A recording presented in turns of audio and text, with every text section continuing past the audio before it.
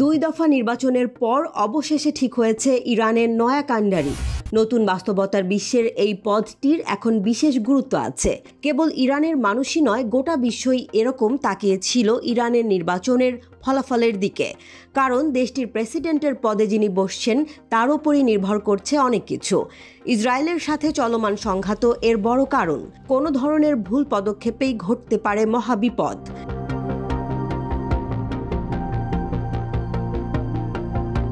পশ্চিমারা হয়তো খানিকটা স্বস্তি পেয়েছে।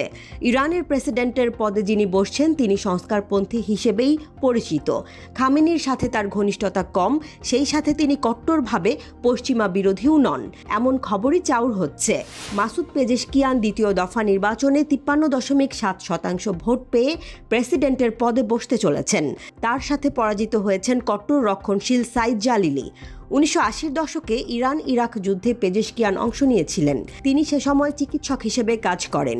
যুদ্ধক্ষেত্রে চিকিৎসা কর্মীদের মোতায়েন করার দায়িত্ব ছিল তার।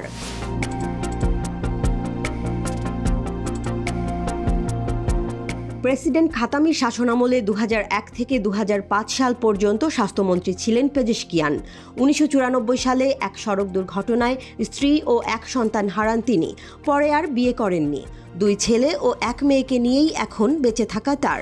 তেহরানের দ্রুত বিকাশমান পরমাণু কর্মসূচিকে কেন্দ্র করে পশ্চিমা দেশগুলোর সঙ্গে ইরানের সম্পর্কের তীব্র টানাপোড়েনে একটা শান্তিপূর্ণ সমাধানের পথ খুঁজে বের করতে পারেন তিনি, এমনটাই ধারণা বিশ্লেষকদের।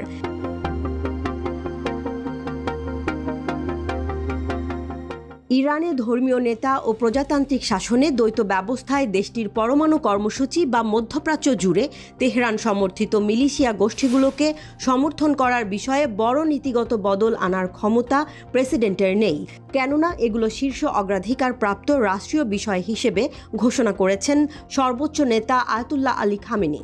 নবনির্বাচিত এ প্রেসিডেন্ট রাষ্ট্রীয় নীতির সুরে প্রভাব রাখতে ও আয়াতুল্লাহ খামেনির উত্তরসূরি মনোনয়নে ঘনিষ্ঠভাবে যুক্ত হতে পারেন।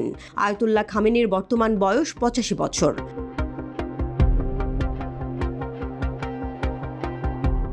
পেজেশকিয়ান ধর্মতাত্ত্বিক শাসন ব্যবস্থার প্রতি আস্থাশীল।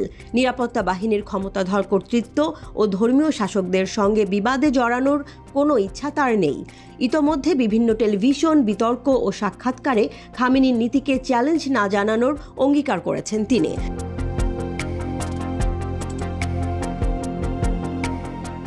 তিনি 2015 সালের পরমাণু চুক্তি নবায়নে পশ্চিমা শক্তিগুলোর সঙ্গে নতুন করে গঠনমূলক আলোচনা শুরু করার কথাও বলেছেন।